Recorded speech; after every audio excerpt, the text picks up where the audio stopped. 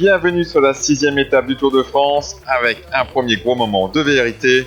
Tout d'abord, petit retour sur la 5e étape avec la 12e victoire sur le Tour de France de l'incroyable Hulk Peter Sagan.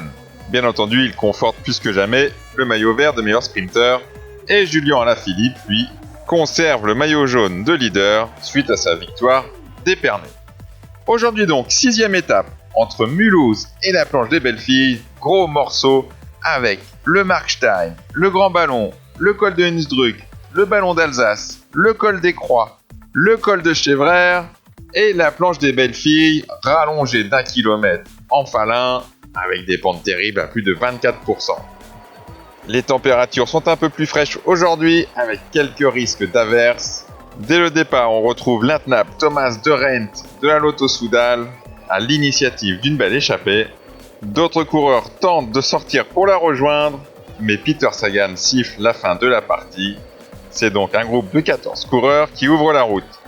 On retrouve Benoît Cosnefroy, Dylan Teuns, Serge Pauwels, Julien Bernard, Giulio Ciccone, Nikias Hart, Nathanael Beran, Thomas de Rennes, Timo Lenz, porteur du maillot blanc à pois rouge, Fabien Grelier, Nils Politt, Sandro Meurice, Andrea Pasqualone et André Greipel. On retrouve l'échappée qui attaque le premier col de la journée, le Markstein, avec une avance plutôt confortable de 7 minutes. Le peloton est bien sûr emmené par les équipiers de Julien Alaphilippe, Casper Asgreen et Max Richese. Au sommet de la première montée, Wellens prendra les 10 points devant Ciccone et Meurice. Au sommet du col de Hunsrück, Beran ne se laissera pas faire et ira chercher les 5 points devant Wellens et de Rent. Et on se retrouve maintenant dans le Ballon d'Alsace avec un écart qui est monté maintenant à 9 minutes. Au sommet, Wellens prendra encore la tête et les 10 points devant Meurice et Ciccone. Mais ce fut serré. Labor Hansgrohe avec la Movistar participeront à la chasse. De Rent attaquera pour prendre les points au sommet du col de la Croix et il continuera en solo. Et on sait que ça ne lui fait pas peur, c'est le spécialiste de ce genre d'échappée.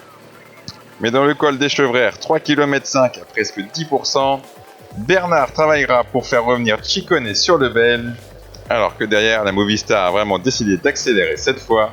L'allure augmente irrémédiablement. Au sommet du col des Chèvres, Ciccone ira chercher les 8 secondes de bonification. Rappelons que c'est lui le mieux placé au classement général. Il avait 1 minute 43 secondes de retard sur Julian Alaphilippe ce matin. TJ Van Garderen sera l'un des premiers leaders à être distancé, tandis que c'est Alejandro Valverde en personne qui fait le tempo en tête de peloton. Jolie vue du sommet de la planche des Belles-Filles, avec une pente à 24% pour aller relier la ligne d'arrivée.